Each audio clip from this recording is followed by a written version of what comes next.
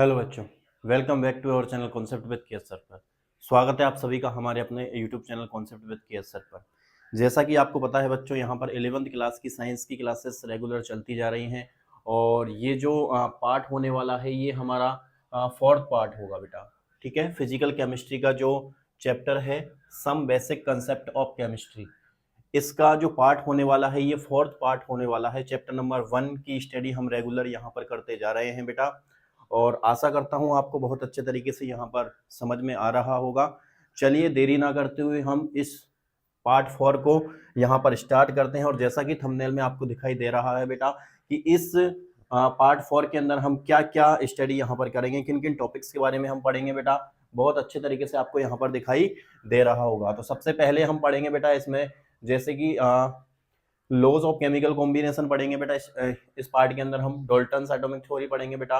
Accuracy precision क्या होता है बेटा, सिग्निफिकेंट फिगर्स क्या होते हैं बेटा, ठीक है, मॉलिक्यूलर मास क्या होता है, gram atomic mass, molecular mass, gram molecular mass और मॉलिक्यूलर मास, एटॉमिक मास और फॉर्मूला मास, ये सारी की सारी चीजें हम इस पार्ट के अंदर बेटा कवर करेंगे। तो अगर आपका केमिस्ट्री का बेस बेटा वीक है तो आइए इस वीक को आप इस बेस को आप क्या करें बेटा, स्ट्रॉन्ग करें। चलिए देरी ना करते हुए चैप्टर की स्टार्टिंग करते हैं, some basic concept of chemistry. चलिए, तो सबसे पहला जो टॉपिक है यहां पर, ठीक है बेटा, आपको यहां दिखाई दे रहा होगा। सबसे पहला जो टॉपिक है ये है बेटा आपका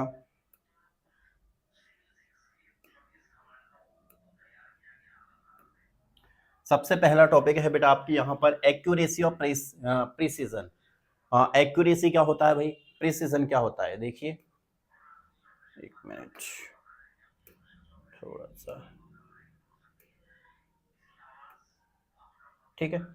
सबसे पहला जो टॉपिक है आपको यहां पर दिखाई दे रहा है बेटा एक्यूरेसी और प्रिसीजन। एक्यूरेसी और प्रिसीजन क्या होता है बेटा, ठीक है। तो देखिए एक्यूरेसी, सबसे पहले हम पढ़ रहे हैं बेटा एक्यूरेसी के बारे में। देखिए accuracy is the arrangement of a particular value. क्या है बेटा, sorry, accuracy is the agreement of a particular value. क्या है बेटा, एक एग्रीमेंट है, ठीक है ना, एक पर्टिकुलर वैल्यू। क्या है बेटा, particular value to the true value. किसके बारे में बात करेंगे बेटा, true value of the result. आपको अगर कोई भी रिजल्ट चाहिए बेटा, ठीक है, आपको अगर कोई भी रिजल्ट चाहिए तो आप पहले से ही उसकी क्या, एक किसी भी रिजल्ट की एक ट्रू वैल्यू होती है बेटा, ठीक है। परिणाम क्या रहता है, ट्रू वैल्यू क्या रहती है बेटा, फिक्स्ड रहती है। आपको पता है ट्रू वैल्यू क्या रहेगी बेटा, फिक्स्ड रहेगी।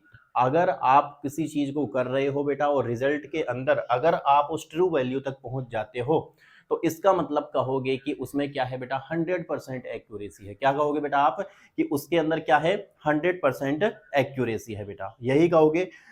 जैसे कि मैं कह दूं, मैं आपसे कह दूं बेटा कि किसी की एवरेज वैल्यू 5 है, ठीक है, किसी की एवरेज वैल्यू क्या है, 5 है बेटा, और अगर आप 4.99 या फिर 5 वैल्यू आपकी आ जाती है रिजल्ट के अंदर बेटा, ठीक है, तो फिर आप क्या कहोगे बेटा कि यहां पर जो एक्यूरेसी है वो क्या है बेटा, 100% है। क्या है, 100%, ठीक है। तो ये होती है एक्यूरेसी। तो accuracy is the agreement of a particular value of the true value.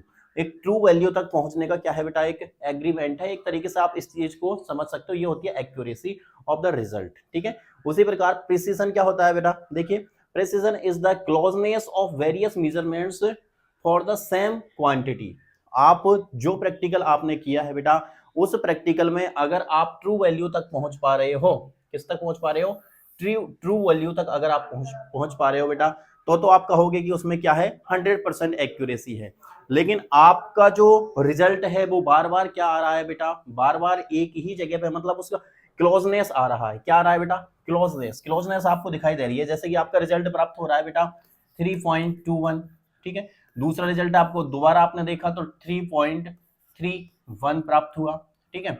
Next आपने देखा 3.41, ठीक है ना, यानी कि 2, 3, 4, यानी कि ये क्या है बेटा, क्लोजनेस है। आपकी जो वैल्यूज प्राप्त हो रही हैं आपको, ये वैल्यू क्या है, क्लोजनेस शो कर रही है। यहाँ पर क्या शो कर रही है, क्लोजनेस। ये आपस में ईच अदर क्या है बेटा, क्लोज है, आपस में क्या है, क्लोजनेस शो कर रही है। तो इसको बोलेंगे हम क्या बेटा, प्रिसीजन बोलेंगे। जबकि मैं कहूं कि जो एवरेज वैल्यू या ट्रू वैल्यू आनी चाहिए थी बेटा, ये ट्रू वैल्यू बेटा 3.8 थी, तो इनमें से 3.8 तो एक भी नहीं है बेटा, नहीं है ना, यानी कि यहां पर एक्यूरेसी तो बिल्कुल ही क्या हो गई है बेटा, डाउन हो गई है, बिल्कुल नहीं है एक्यूरेसी। लेकिन इसके अंदर आप क्या बता सकते हो कि प्रिसिशन है, क्लोजनेस है, क्योंकि सारे के सारे रिजल्ट्स में आपको क्या दिखाई दे रहा है, 3.2, 3.3, 3.4 सेम वैल्यू दिखाई दे रही है आपको, क्लोजनेस वैल्यूज दिखाई दे रही हैं, तो आप क्या बोलोगे, प्रिसिजन। लेकिन एक्यूरेसी कब होती बेटा, जब आपको 3.8 वैल्यू यहां पर प्राप्त हो जाती, तो ये होता है एक्यूरेसी और ये होता है बेटा क्या, प्रिसिजन। ठीक है,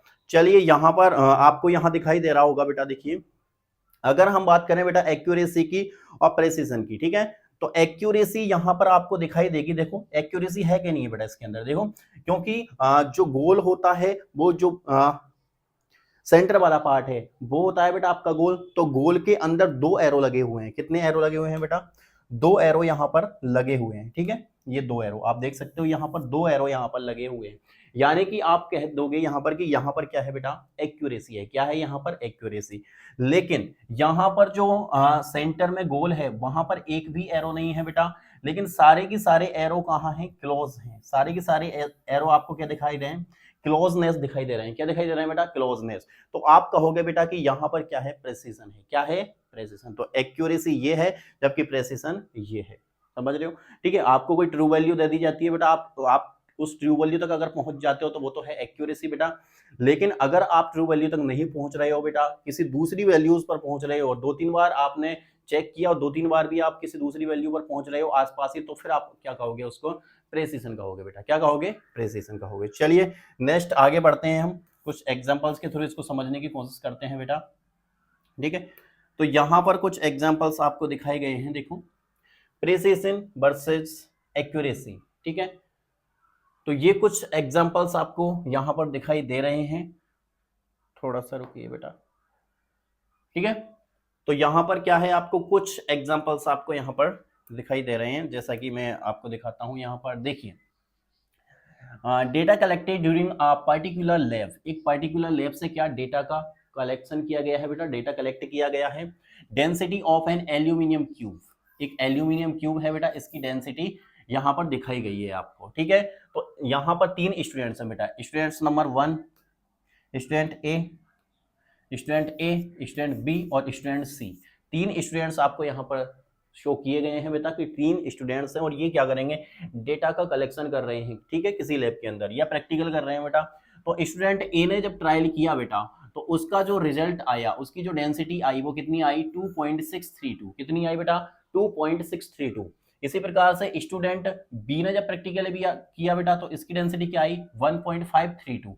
इसी प्रकार स्टूडेंट सी की वैल्यू ये आई। ठीक है, तो यानी कि स्टूडेंट ए ने कितने ट्रायल किए बेटा, तीन ट्रायल किए और तीनों ट्रायल में उसकी वैल्यू ये आई बेटा, स्टूडेंट बी की वैल्यू ये आई बेटा, स्टूडेंट सी की वैल्यू ये आई।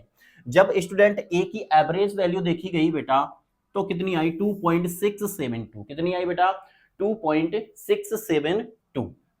जबकि इसकी एवरेज वैल्यू देखी गई बेटा तो 1.540 के, और इसकी आई 2.306 के।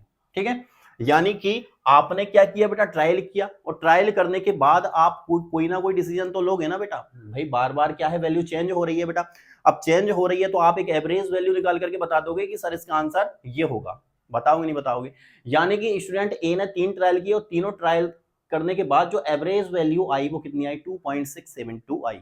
इसी प्रकार बी वाले स्टूडेंट्स ने की, इसी बार स्टूडेंट सी ने की बेटा। ठीक है, लेकिन अगर हम कहें कि एक्चुअल डेंसिटी ऑफ एल्यूमिनियम, अगर मैं कह दूं बेटा कि एक्चुअल डेंसिटी कितनी होती है, ठीक है, एक्चुअल डेंसिटी कितनी होती है, तो एक्चुअल डेंसिटी आपको यहां पर दिखाई दे रही है बेटा, एक्चुअल डेंसिटी ऑफ एल्यूमिनियम कितनी होती है, 2.699, कितनी होती है, एक्चुअल डेंसिटी होती है 2.699, 2.699।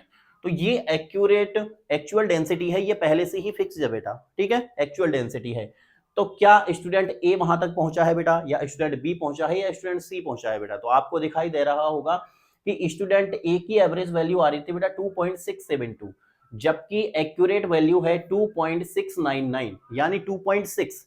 ठीक है, 2.6 आ रहा है यहाँ पर एक्यूरेट वैल्यू के अंदर, और 2.6 यहाँ पर एवरेज वैल्यू के अंदर भी आ रहा है।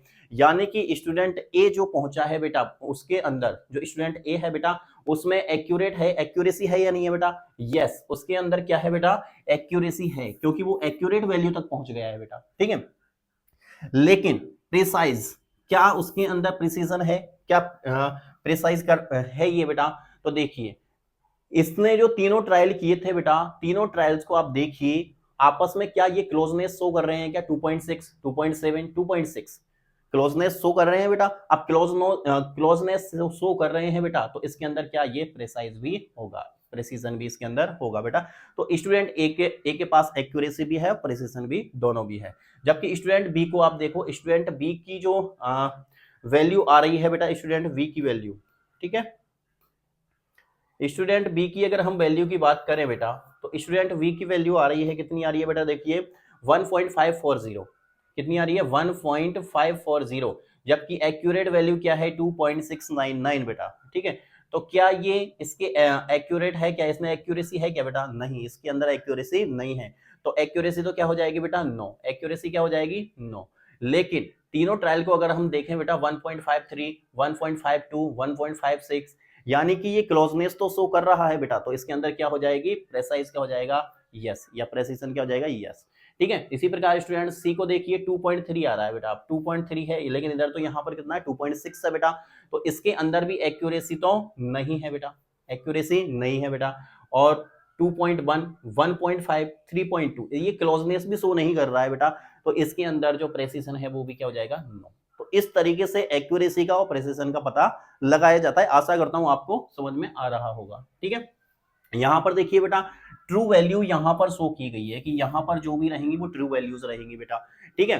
तो अब देखिए, सारी की सारी जो रेड बॉल है आपको दिखाई, रेड डॉट जो दिखाई दे रही है बेटा, वो यहां पर दिखाई दे रही है बेटा, आपको यहां दिखाई दे रही है।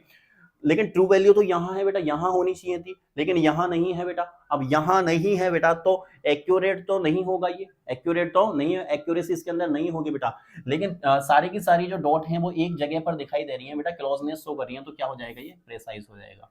उसी प्रकार बेटा, अगर एक भी डॉट यहाँ पर पहुंच जाती है ट्रू वैल्यू पर, तो हम कह देंगे उसको कि क्या है बेटा? वो एक्यूरेसी है उसके अंदर। लेकिन अब प्रिसाइज नहीं शो कर रहा है, ये प्रेसिशन शो नहीं कर रहा है बेटा। क्यों नहीं कर रहा है? क्योंकि सारी की सारी डॉट क्या है? दूर दूर है, क्लोजनेस शो नहीं कर रहे हैं, ठीक है।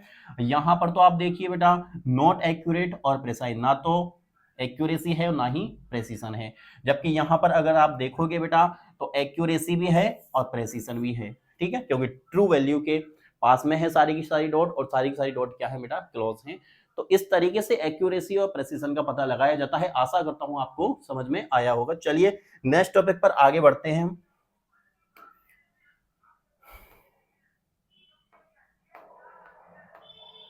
नेक्स्ट टॉपिक पर हम आगे बढ़ेंगे बेटा। एक मिनट रुकिए बेटा, थोड़ा सा यहाँ पर बोर्ड लोड कर रहा है, ठीक है। तो ये होता है प्रिसिशन और एक्यूरेसी, और हमारी जो भी प्रीवियस क्लासेज है बेटा, उनमें ये जो है, ये पार्ट नंबर 4 है बेटा, ठीक है। ये पार्ट नंबर 4 है, और इसके अंदर जो टॉपिक्स हम पढ़ रहे हैं बेटा, जो भी स्टडी कर रहे हैं, उनका जो थंबनेल था उस पर मैंने आपको सब कुछ दिखा दिया था कि जो किस तरीके से क्या क्या चलने वाला है, ठीक है बेटा। तो थोड़ी सी यहाँ पर प्रॉब्लम आ रही है बेटा, 1 मिनट, थोड़ा सा यहाँ पर हैंग हो गया है बोर्ड बेटा। हाँ, सही हो गया है बेटा। वापस से एक बार फिर से हम इसको लेते हैं स्लाइड, ठीक है। तो यहाँ तक आपका ये हो गया है। चलिए आगे बढ़ते हैं बेटा, ठीक है। ये एग्जाम्पल फिर से आपको एक फ्लो चार्ट के थ्रू, डायग्राम के थ्रू यहाँ पर फिर से आपको एक बार शो किया गया है बेटा, कि यहाँ पर देखिए, प्रिसाइज है, एक्यूरेट है, प्रिसाइज है बट नॉट एक्यूरेट है बेटा ये, और नॉट प्रिसाइज है बट एक्यूरेट है बेटा, और नॉट एक्यूरेट है और नॉट प्रिसाइज है बेटा। तो आशा करता हूं जो ऊपर मैंने आपको समझाया था, अंडरस्टैंड किया था बेटा, उसको आप यहाँ इंप्लीमेंट कीजिए और पता लगाइए कि ये प्रिसाइज क्यों है, एक्यूरेट क्यों है बेटा। ये प्रिसाइज है लेकिन एक्यूरेसी यहाँ क्यों नहीं है बेटा। चलिए आगे बढ़ते हैं, ठीक है। नेक्स्ट है बेटा सिग्निफिकेंट फिगर्स। क्या है नेक्स्ट टॉपिक आपका? सिग्निफिकेंट फिगर्स बेटा। क्या है? Significant figures.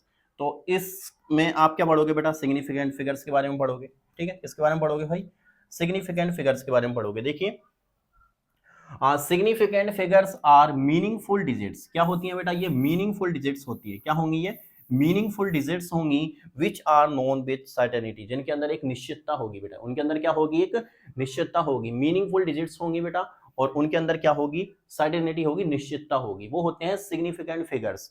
कोई भी आपको नंबर दे दिया जाता है बेटा, उस नंबर के अंदर देकर के आपसे पूछा जाता है कि इसके अंदर सिग्निफिकेंट फिगर कितने हैं बेटा, ये पूछा जाता है। ठीक है, तो जिस मीनिंगफुल डिजिट जितनी होंगी बेटा और जिनकी कुछ क्या होगी, सर्टेनिटी होगी बेटा, वो सब क्या कहलाएंगे, आपके सिग्निफिकेंट फिगर्स कहलाएंगे। आइए हम काउंट करते हैं, देखिए कुछ एग्जांपल्स हम इसके भी देखेंगे बेटा।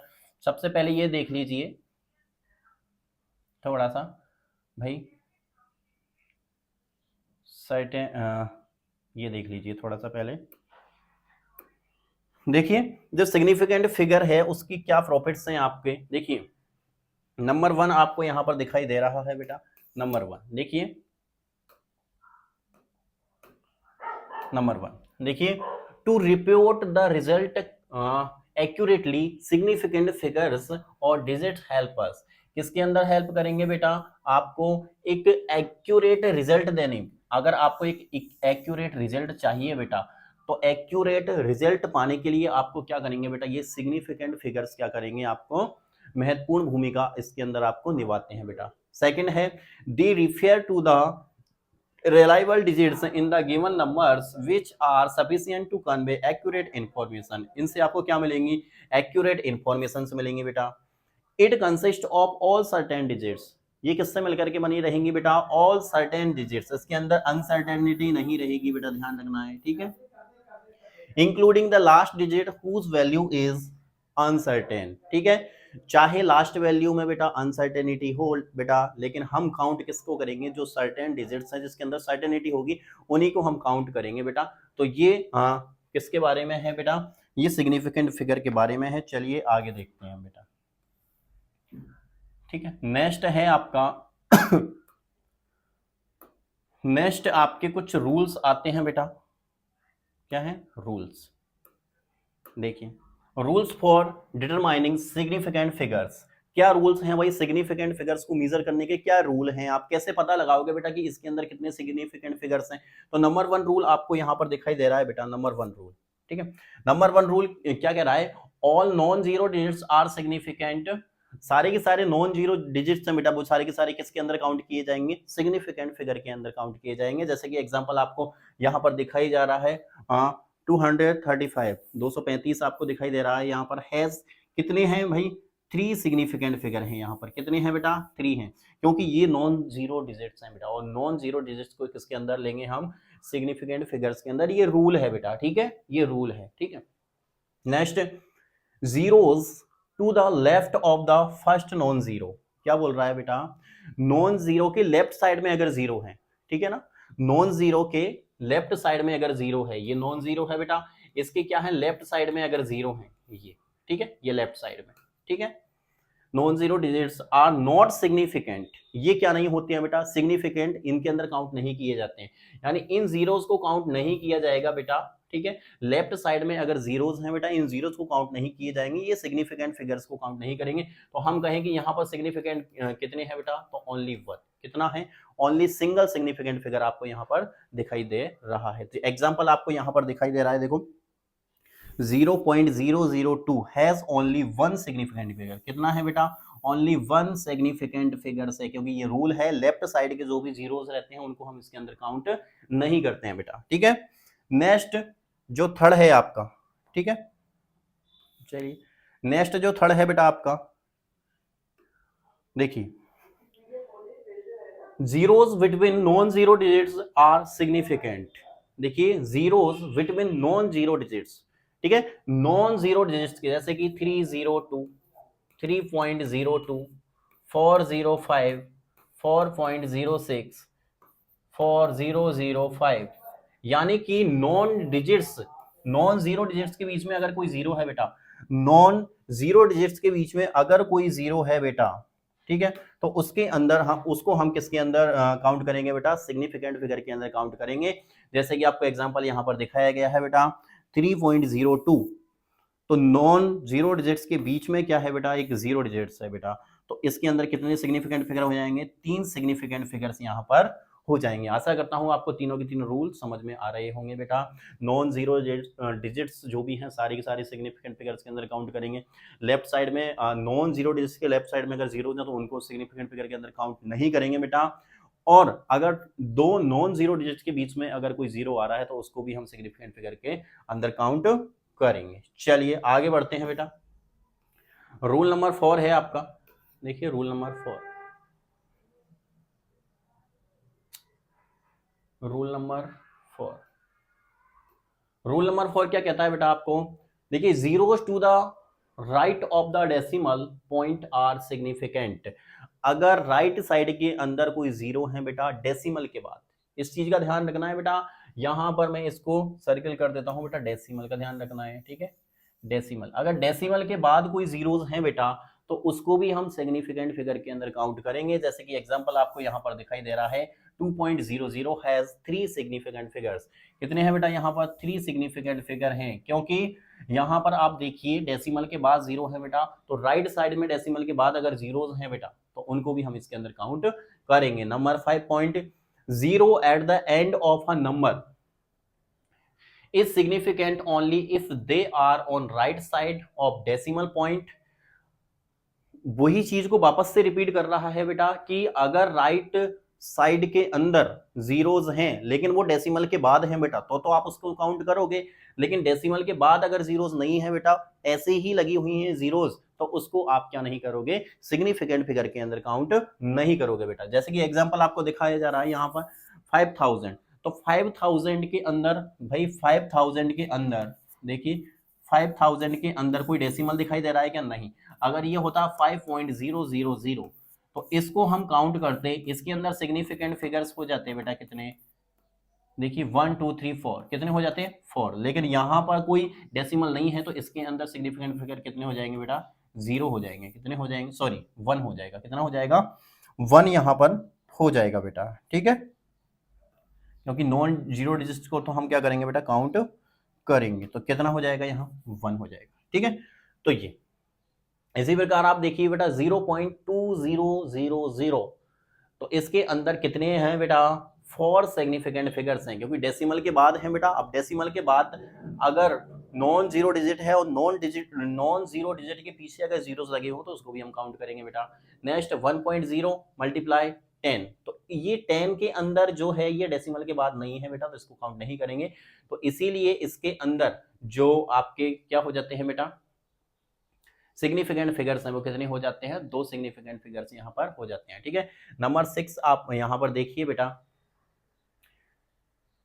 Counting numbers of objects have indefinite significant numbers. जो काउंटिंग नंबर्स होते हैं बेटा, गिनती करने वाले, जिनकी हम काउंटिंग करते हैं, तो काउंटिंग नंबर्स के पास ऑफ ऑब्जेक्ट्स के जो भी काउंटिंग नंबर्स होते हैं बेटा, उनके पास क्या होते हैं, इनफाइनाइट सिग्निफिकेंट नंबर्स होते हैं। कितने होते हैं बेटा, इनफाइनाइट होते हैं बेटा। जैसे कि मैं कह दूं आपसे 3 एप्पल्स, भाई आपसे यहां पर कहा जा रहा है कि 3 एप्पल्स, ठीक है, 3 एप्पल्स, ठीक है। अब 3 एप्पल्स की बात की जा रही है बेटा, अब 3 एप्पल्स है तो आप इसको किस तरीके से राइट डाउन कर सकते हो, आप इसको इस तरीके से तो राइट डाउन कर सकते हो बेटा, यस या नो। और राइट साइड में डेसिमल के बाद जो भी जीरोस आ रहे हैं वो सारे के सारे क्या है, सिग्निफिकेंट फिगर्स हैं बेटा। तो बहुत सारे सिग्निफिकेंट, आप मर्जी चाहे जितने भी जीरो लगा सकते हो, वैल्यू तो क्या रहेगी, 3 ही रहेगी बेटा, 3 ही रहेगी, कि 3 ही क्या है, एप्पल्स है। तो सिग्निफिकेंट फिगर्स तो बहुत सारे हो सकते हैं बेटा इसके, ठीक है ना। तो 3 apples has a significant figures, जैसे कि यहां पर आपको दिखाया गया है 3 के अंदर 3.0 या 3000 या 3000, ये इतने सारे सिग्निफिकेंट फिगर्स हो सकते हैं। तो ध्यान रखना है, काउंटिंग नंबर्स के जो भी ऑब्जेक्ट्स रहते हैं, ऑब्जेक्ट के जो भी काउंटिंग नंबर्स रहते हैं, उनमें क्या रहते हैं, इनफाइनाइट सिग्निफिकेंट नंबर्स रहते हैं। चलिए आगे बढ़ते हैं बेटा, समझ में आ रहा होगा। अब इस चैप्टर के अंदर हम पढ़ेंगे बेटा, क्या पढ़ेंगे भाई हम इस चैप्टर में, लॉज ऑफ केमिकल कॉम्बिनेशन। क्या पढ़ेंगे भाई, लॉज ऑफ केमिकल कॉम्बिनेशन, ठीक है। तो अब लॉज ऑफ केमिकल कॉम्बिनेशन की बात करेंगे बेटा। केमिस्ट्री के अंदर बहुत ही ज्यादा इंपॉर्टेंट है लॉज ऑफ केमिकल कॉम्बिनेशन। इनको पढ़े बिना आपको केमिस्ट्री समझ में नहीं आएगी। चलिए हम लॉज ऑफ केमिकल कॉम्बिनेशन को यहाँ पर स्टार्ट करते हैं। सबसे पहला जो लॉ है बेटा, सबसे पहला जो लॉ है ये है आपका लॉ ऑफ कंजर्वेशन ऑफ मास। कौन सा है बेटा? लॉ ऑफ कंजर्वेशन ऑफ मास। सबसे पहला जो लॉ है ये है लॉ ऑफ कंजर्वेशन ऑफ मास। आपको दिखाई दे रहा होगा बेटा सही से, लॉ ऑफ कंजर्वेशन ऑफ मास। ठीक है, मैं इसको थोड़ा सा ऊपर कर देता हूं ताकि आपको अच्छी तरीके से यहाँ पर दिखाई दे बेटा। ठीक है, देखिए तो लॉ ऑफ कंजर्वेशन ऑफ मास क्या कहता है बेटा कि सबसे पहले तो आप ये देखिए बेटा, इस लॉ ऑफ कंजर्वेशन ऑफ मास को किसने डिस्कवरी की थी बेटा, किसने दिया था इसको? तो एंटोन लेवोइजर। किसने दिया था? एंटोनी लेवोइजर के थ्रू ये दिया गया था। कभी कभी साइंटिस्ट का नेम पूछ लिया जाता है, कॉम्पिटेटिव एग्जाम के अंदर भी ये बहुत बार क्वेश्चन पूछा गया है कि लॉ ऑफ कंजर्वेशन ऑफ मास किस साइंटिस्ट के द्वारा दिया गया है। तो बेटा ध्यान रखना है एंटोनी लेवोइजर, ये है एंटोनी लेवोइजर। इसकी वजह से आपको केमिकल कॉम्बिनेशन ऑफ मास का लॉ आज पढ़ना पड़ रहा है बेटा। ये देखिए साइंटिस्ट अलग ही तरीके के होते हैं बेटा। ठीक, ये दिखाई दे रहे हैं आपको, देखो किस तरीके के हैं साइंटिस्ट, समझ रहे? ठीक है, तो लॉ ऑफ कंजर्वेशन ऑफ मास क्या कहता है बेटा? Matter can neither be created nor be destroy. Matter को आप ना तो क्या कर सकते हो बेटा, क्रिएट कर सकते हो, और ना ही क्या कर सकते हो, डिस्ट्रॉय कर सकते हो। ना ही आप मैटर को क्रिएट कर सकते हो, ना ही डिस्ट्रॉय कर सकते हो बेटा। ये होता है क्या बेटा आपका कंजर्वेशन ऑफ मास का लॉ। ध्यान रखना है, matter can neither be created nor be destroy. ठीक है, देखिए ड्यूरिंग अ केमिकल रिएक्शन के दौरान atoms are neither created nor destroy. Atoms को आप क्रिएट और डिस्ट्रॉय नहीं कर सकते हो बेटा। ठीक है, एटम्स का जो नंबर है वो सेम रहेगा रिएक्टेंट्स की साइड में और प्रोडक्ट की साइड में। The number of atoms remain constant. क्या रहेंगे बेटा? कांस्टेंट रहेंगे एटम्स के number through out the reaction since the number of atoms doesn't change. इसीलिए जो नंबर ऑफ एटम्स है वो चेंज नहीं होंगे। The mass must remain constant. इसीलिए बेटा जो मास है वो भी क्या रह जाएगा बेटा आपका? कांस्टेंट रहेगा। क्या रहेगा? कांस्टेंट। ठीक है, तो जो अंडरलाइन कर रखी है बेटा, atoms are neither be created nor be destroy. ठीक है, और ये मास मस्ट रिमेन कांस्टेंट, ये चीजों का ध्यान रखना है बेटा। ठीक है, तो ये होता है आपका कंजर्वेशन ऑफ मास का रूल। चलिए साइंटिस्ट का नाम ध्यान रखना है, एग्जाम्पल के थ्रू भी आप इसको समझें यहाँ पर बेटा। ठीक है, एग्जाम्पल के थ्रू भी। एक बार मैं टाइम देख लेता हूँ बेटा, टाइम कितना हो गया है। ठीक है, चलिए तो यहाँ पर एग्जाम्पल आपको दिखाया गया है बेटा। ठीक है, कंजर्वेशन ऑफ मास का। देखिए जैसे कि एग्जाम्पल यहाँ पर दिखाया गया है बेटा कि कितने ग्राम 16 gram carbon combines with 32 gram oxygen. जो कार्बन है बेटा ये कितना है, सॉरी कार्बन कितना है बेटा? कार्बन है आपका 16 ग्राम। ठीक है, 16 ग्राम कार्बन है, ये कंबाइन हो रहा है बेटा O2, और O2 कितना है? 32 ग्राम। कितना है O2? 32 ग्राम। और ये कंबाइन होकर के क्या बना रहा है बेटा? CO2 बना रहा है। क्या बना रहा है? CO2 बना रहा है। और CO2 जब आप इन दोनों को ऐड करोगे बेटा तो कितना 44 ग्राम का जो है CO2 यहाँ पर बन रहा है बेटा। ठीक है, तो here the total mass of the reactants is equal to the total mass of the products.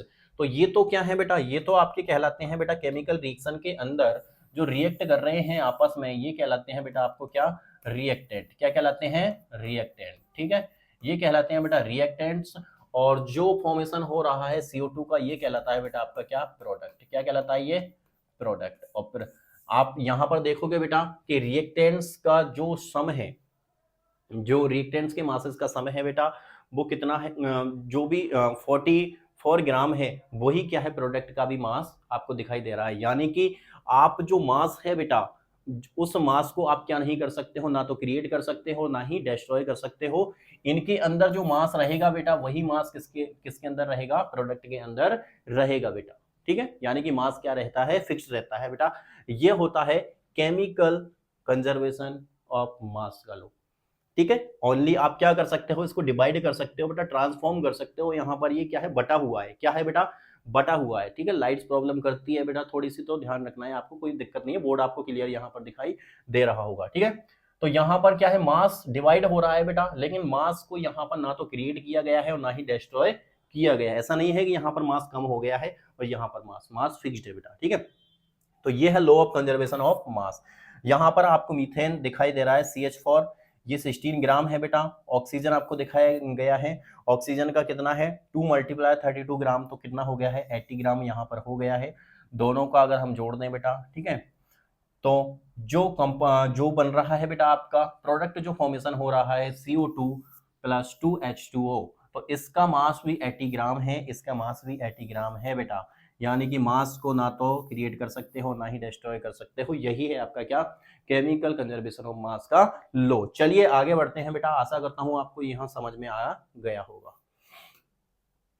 Second जो लॉ है आपका, ठीक है, सेकंड जो लॉ है आपका ये है बेटा डेफिनेट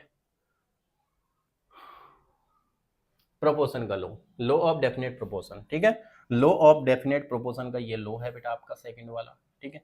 चलिए इसको भी देखते हैं बहुत अच्छे तरीके से। देखिए सबसे पहले तो किस साइंटिस्ट ने, जोसेफ प्राउस्ट। साइंटिस्ट का नाम क्या है बेटा, जोसेफ प्राउस्ट, और वो था लेवोइजर। उसका नाम क्या था बेटा, लेवोइजर था, जिसने कंजर्वेशन ऑफ मास दिया था। लेकिन ये है जोसेफ प्राउस्ट, ठीक है, ये जोसेफ प्राउस्ट है जिसने multiple laws of definite proportion का रूल दिया था बेटा, ठीक है।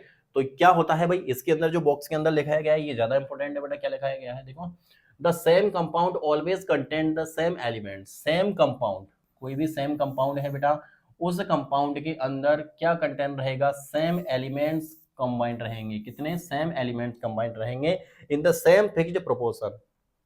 इनका जो रेशियो रहेगा बेटा प्रेजेंट होने का, वो भी क्या रहेगा, फिक्स्ड प्रोपोर्शन रहेगा। क्या रहेगा बेटा, फिक्स्ड प्रोपोर्शन रहेगा, ठीक है, बाय मास के अंदर, ठीक है। यानी कि ये रूल ये बोल रहा है बेटा, जैसे कि आपको एक एग्जांपल लेते हैं, जैसे कि H2 वाटर अगर लिया गया है, ठीक है, ये वाटर मान के चलो आपने आपके होम से लिया है, ठीक है, ठीक है।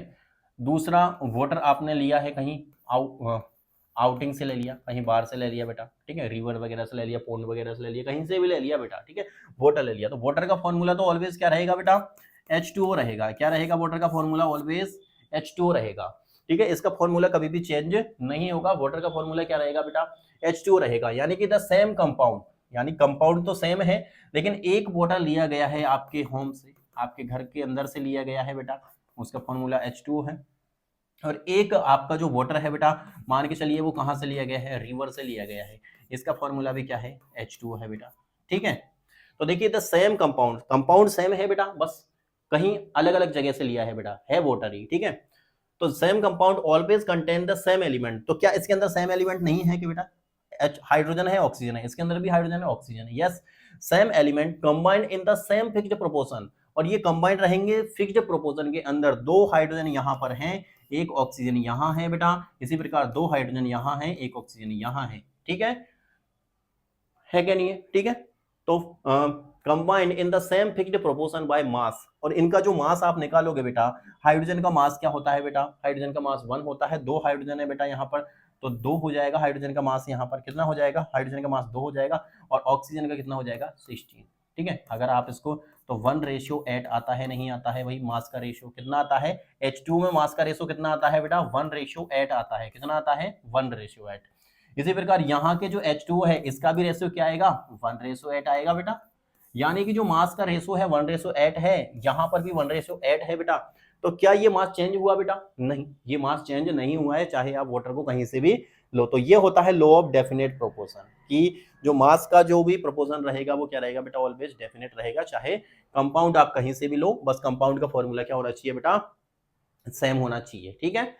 तो और आपको एक एग्जांपल यहाँ पर NaCl का भी दिखाया गया है बेटा। किसका दिखाया गया है, NaCl का, ठीक है। NaCl may be obtain from sea water. किससे कर सकते हो, सी वाटर से ऑब्टेन करते हो। It is also prepared by chemical reactions between NaOH and HCl। NaOH और HCl की रिएक्शन से इसका फॉर्मेशन होता है। These samples and analytes are found to contain sodium and chlorine in the ratio 23 ratio, इसके अंदर 23 रेशियो 35.5, यही ratio रहेगा बेटा सोडियम का, 23 रहेगा मास, और क्लोरीन का 35.5 यहाँ पर मास रहेगा बेटा। आशा करता हूँ 9th-10th क्लास के अंदर आप एटॉमिक मास वगैरह आप सब लर्न कर करके आए होंगे बेटा, ठीक है। तो ये हो, अब NaCl आप कहीं से भी लो बेटा, NaCl के अंदर जो मास का रेशो रहेगा वो ये रहेगा बेटा, इसीलिए इसको बोलते हैं लॉ ऑफ डेफिनेट प्रोपोर्शन। किस साइंटिस्ट ने दिया बेटा? जोसेफ प्राउश ने। किसने दिया है बेटा? जोसेफ प्राउश ने। चलिए आगे चलते हैं। नेक्स्ट जो रूल आता है बेटा वो है आपका लॉ ऑफ मल्टीपल प्रोपोर्शन। क्या है? Law of multiple proportion. भाई मल्टीपल प्रोपोर्शन का रूल दिया है इसने, ठीक है।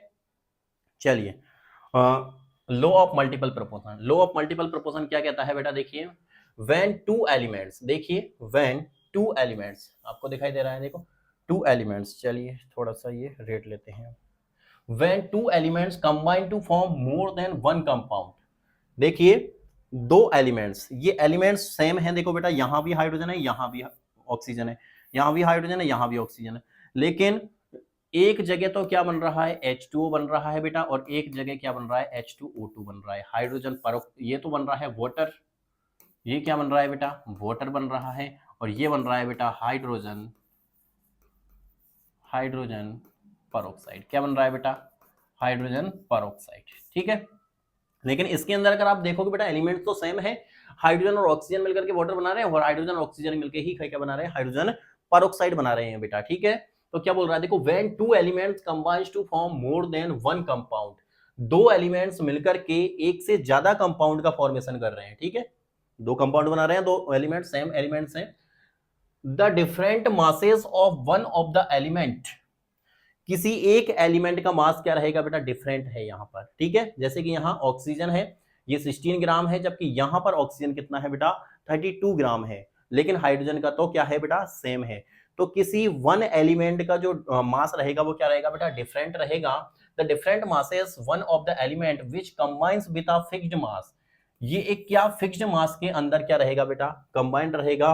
Of the other element are in the ratio of simple whole number, simple whole number के अंदर, या इसका जो रेशियो रहेगा बेटा, जो डिफरेंट मास का जो एलिमेंट है ऑक्सीजन, इन दोनों का जो रेशियो रहेगा, यहां पर क्या है? 16, रेशियो 32 है बेटा। तो इनका जो रेशियो रहेगा बेटा वो क्या रहेगा? सिंपल रेशियो रहेगा बेटा, या होल नंबर्स के फॉर्म में इसका रेशियो रहेगा 1:2 रहेगा। क्या रहेगा बेटा? सिंपल के अंदर रहेगा 1:2, होल नंबर्स के अंदर इनका रेशियो रहेगा बेटा। ये होता है मल्टीपल प्रोपोर्शन का लॉ, ठीक है। कि क्या बोला जा रहा है वहां बेटा यहाँ पर कि जब भी दो एलिमेंट्स हैं बेटा, सेम एलिमेंट्स हैं बेटा, वो वन और मोर देन वन कंपाउंड का अगर क्या कर रहे हैं बेटा? फॉर्मेशन, सॉरी मोर देन वन कंपाउंड का अगर फॉर्मेशन कर रहे हैं बेटा, तो जो एक एलिमेंट्स डिफरेंट है उसका जो मास रहेगा, उसका जो रेशियो रहेगा बेटा, वो क्या रहेगा? होल नंबर्स के अंदर रहेगा या सिंपल रेशियो के अंदर रहेगा। ये होता है लॉ ऑफ मल्टीपल प्रोपोर्शन। तो पहले आपको समझ में आ रहा होगा बेटा, यहाँ पर क्या है? एलिमेंट्स तो क्या है बेटा? सेम है। अगर सेम सेम एलिमेंट है तो आप मल्टीपल प्रोपोर्शन का रूल्स इंप्लीमेंट कर सकते हो बेटा। चलिए आशा करता हूं आपको समझ में आया होगा। और ये जो रूल है बेटा किसने दिया था? जॉन डाल्टन, डाल्टन नाम का एक साइंटिस्ट था, इस जॉन डाल्टन ने ये दिया था।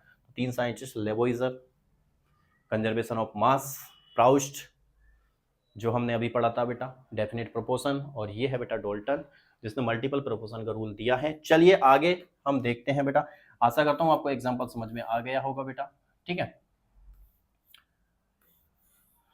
चलिए नेक्स्ट आपको कुछ क्वेश्चंस यहाँ पर दिए गए हैं बेटा, इन क्वेश्चंस को सॉल्व करेंगे हम। यहाँ पर देखिए अभी अभी आप मल्टीपल प्रोपोर्शन का रूल पढ़ करके आए हो बेटा, उस रूल को यहाँ पर इंप्लीमेंट करेंगे। देखिए क्या बोल रहा है? Which of the following pairs of compound illustrate law of multiple proportion, यानी कि यहाँ पर कौन सा कंपाउंड है बेटा जो मल्टीपल प्रोपोर्शन का जो रूल है वहां पर क्या कर रहा है?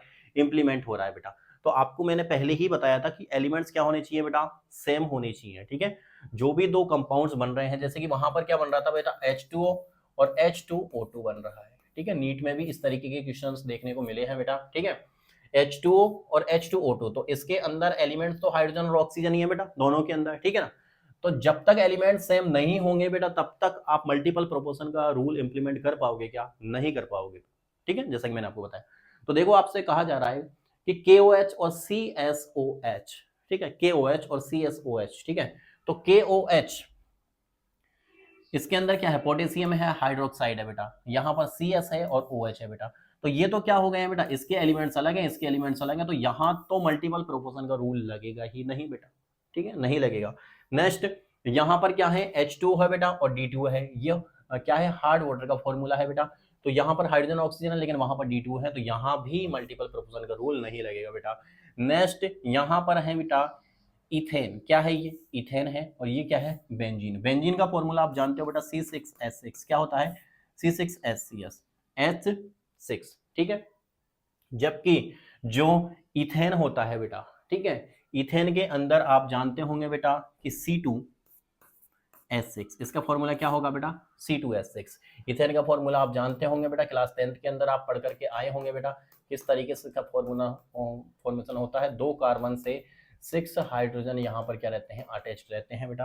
तो दोनों देखिए, इसके अंदर भी कार्बन हाइड्रोजन है, इसके अंदर भी कार्बन हाइड्रोजन है, तो यहाँ पर मल्टीपल प्रोपोर्शन का रूल लगेगा बेटा, ठीक है। लेकिन यहाँ पर तो KCl है, KBr है, Cl तो ठीक है, लेकिन Br यहाँ पर चेंज हो गया है बेटा, तो यहाँ भी ये रूल नहीं लगेगा बेटा।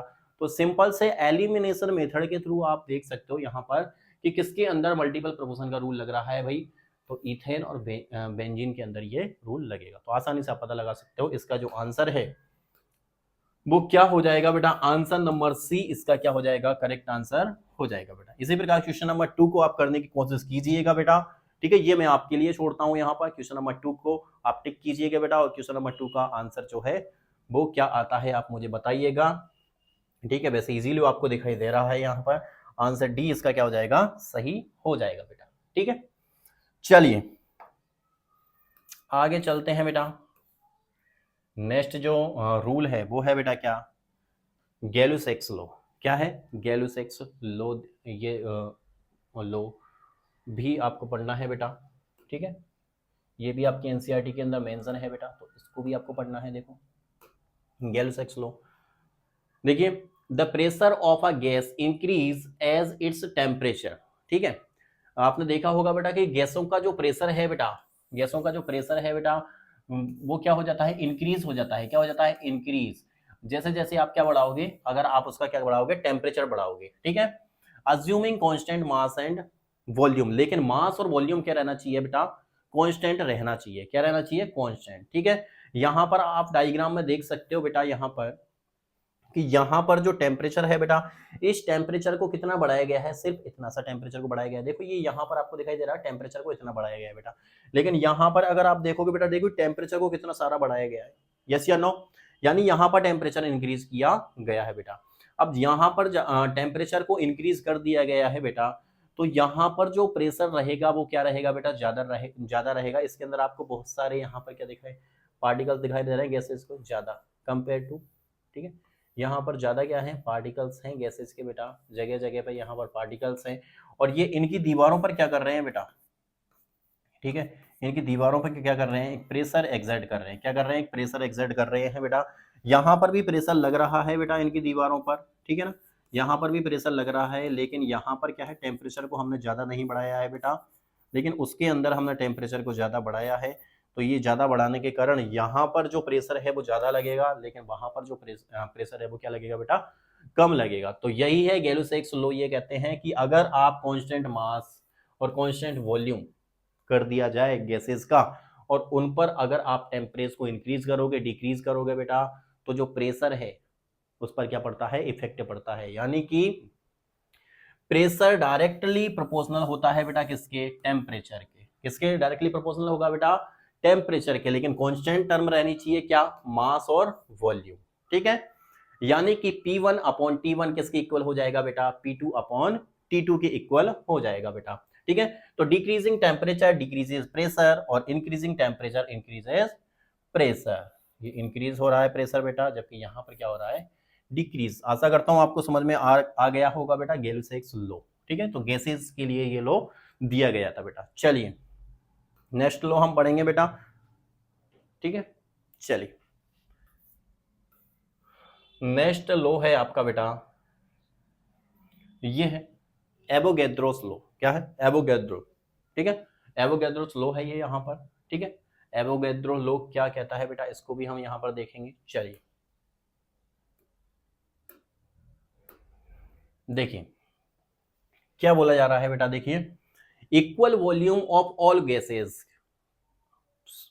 भाई सभी गैसेस का जो वॉल्यूम है वो क्या कर देना है, इक्वल कर देना है, वॉल्यूम क्या कर देना है इस, यानी कि जिसके अंदर भी गैसेस फिल की गई है बेटा, जिसके अंदर भी गैसेस को क्या किया गया है, फिल किया गया है, उनका जो वॉल्यूम है, जो स्पेस है बेटा, वो जितना स्पेस कवर कर रहे हैं उसको फिक्स कर दिया गया है। क्या कर दिया है, फिक्स कर दिया गया है। जैसे कि 1 लीटर का डिब्बा है तो ऐसे 3 डिब्बे हमने ले लिए हैं। जैसे कि आपको एग्जांपल यहाँ पर दिखाया गया है, 3 बलून आपको दिखाई गए हैं, तीनों बलून का जो वॉल्यूम है बेटा वो क्या है, जो वॉल्यूम है बेटा वो क्या है, फिक्स्ड कर दिया गया है। क्या कर दिया गया है बेटा, वॉल्यूम फिक्स्ड कर दिया गया है। देखिए स्पेस तीनों के अंदर सेम है, ऐसा नहीं है कोई कम फूला हुआ है, कोई ज्यादा फूला हुआ है, ठीक है, सेम है, वॉल्यूम क्या है, फिक्स्ड। तो equal volume of all gases under the same conditions of temperature, और टेम्परेचर को भी क्या कर दिया जाता है, कांस्टेंट, टेम्परेचर को भी क्या कर देंगे यहाँ पर, कांस्टेंट कर देंगे बेटा। लेकिन गैलो-सैक्स लॉ में क्या किया था, मास को और वॉल्यूम क्या क्या किया था हमने, कांस्टेंट, लेकिन यहाँ किसको कर रहे हैं, टेम्परेचर और वॉल्यूम को। And pressure contains the same number of molecules, जब आप क्या कर दोगे बेटा, वॉल्यूम फिक्स कर दिया, टेम्परेचर फिक्स कर दिया, जब आपने वॉल्यूम फिक्स कर दिया, टेम्परेचर फिक्स कर दिया, और टेम्परेचर पर ही तो कौन डिपेंड करता है बेटा, अभी पढ़ के आए हो आप, प्रेशर किस पर डिपेंड करता है बेटा, टेम्परेचर पर। अब जब टेम्परेचर को फिक्स कर दिया तो प्रेशर भी तीनों के अंदर क्या रहेगा बेटा, सेम रहेगा बेटा, ठीक है, सेम रहेगा, नहीं रहेगा। यानी कि क्या बोला जा रहा है, equal volume of all gases under the same conditions of temperature and pressure contains the same number of molecules. Pressure तो सेम रहेगा, ये तो गैलो-सैक्स लॉ है बेटा, लेकिन अगर आप टेम्परेचर को कांस्टेंट कर देते हो, वॉल्यूम को फिक्स्ड कर देते हो बेटा, तो इसके अंदर जो मॉलिक्यूल्स रहेंगे बेटा वो क्या रहेंगे, सेम रहेंगे। इन तीनों बलून्स के अंदर जो मॉलिक्यूल्स रहेंगे बेटा वो क्या रहेंगे, सेम मॉलिक्यूल्स रहेंगे बेटा, ठीक है। यानी कि अगर इसके अंदर 5 मॉलिक्यूल्स हैं तो इसके अंदर भी 5 मॉलिक्यूल्स रहेंगे, इसके अंदर भी 5 मॉलिक्यूल्स रहेंगे, यानी मॉलिक्यूल्स का नंबर चेंज नहीं होगा। ये है एवोगैड्रोस लॉ बेटा, ठीक है। तो the balloons all have the same volume, balloons के पास क्या है, सेम वॉल्यूम है। This means they all contain the same number of molecules, इसके अंदर कितने, सेम नंबर में क्या रहेंगे बेटा, मॉलिक्यूल यहां पर प्रेजेंट रहेंगे। ये है बेटा आपको एवोगैड्रोस लॉ, ठीक है।